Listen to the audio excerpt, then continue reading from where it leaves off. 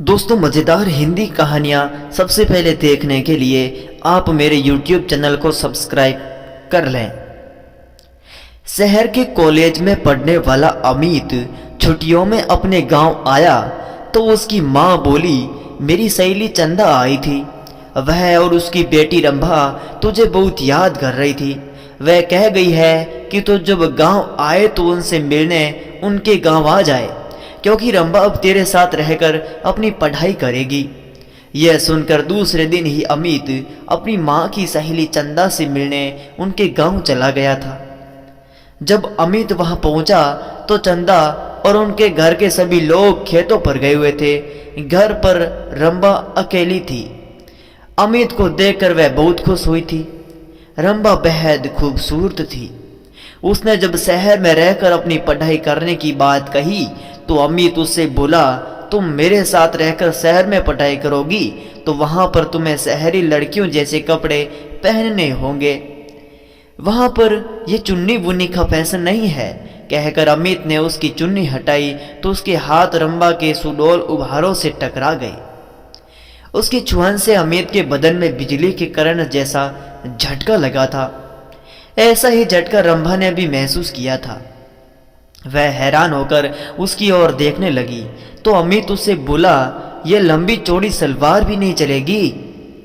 वहां पर तुम्हें शहर की लड़की की तरह रहना होगा। उनकी तरह लड़कों से दोस्ती करनी होगी। उनके साथ वह सब कुछ करना होगा जो तुम गांव की लड़कियां शादी के बाद अपने पतियों के साथ करती हो। कहकर वह उसकी ओर देखने लगा तो वह शर्माते हुए बोली, यह सब पाप होता है। अगर तुम इस पाप पुण्य के चक्कर में फंस कर ये सब नहीं कर सकोगी तो अपने इस गांव के ही चौका चूल्हों के कामों को करते हुए अपनी जिंदगी बिता दोगी। कहकर वह उसकी ओर देखते हुए बोला, तुम खूबसूरत हो, शहर में पढ़ाई करके जिंदगी के मजे लेना। इसके बाद अमित उसके नाजुक अंगों को बार बार छूने लगा। उसके हाथों की छुअन से रंभा के तन बदन में बिजली का करंट सा लग रहा था और वह जोश में आने लगी थी। रंभा के माँ बाप खेतों से शाम को ही घर आते थे, इसलिए उन्हें किसी के आने का डर भी नहीं था। यह सोचकर रंभा धीरे से उसे बोली, चलो अंदर पीछे वाले कमरे में चलते हैं। यह सुनकर अमित उसे अपनी बाहों में उठाकर पीछे वाले कमरे में ले गया।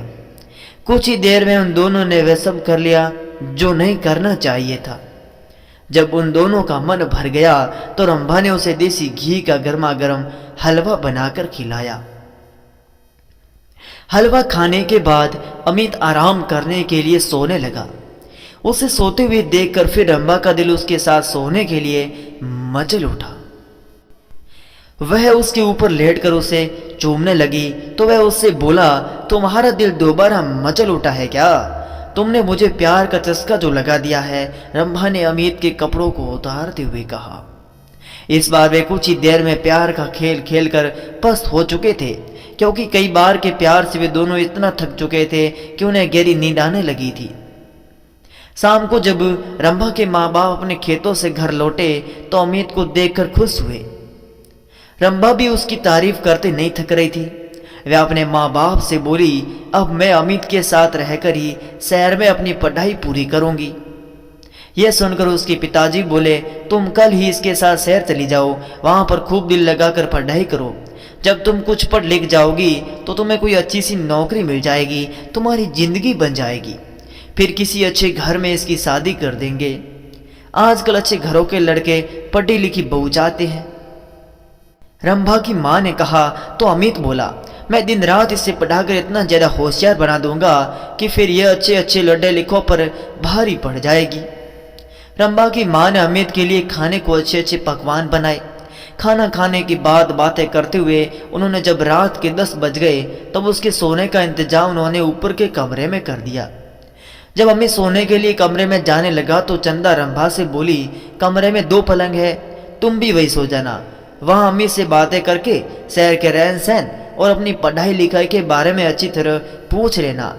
यह सुनकर रंभा मुस्कुराते हुए बोली, जब से अमित घर पर आया है तब से मैं उससे खूब जानकारी ले चुकी हूँ।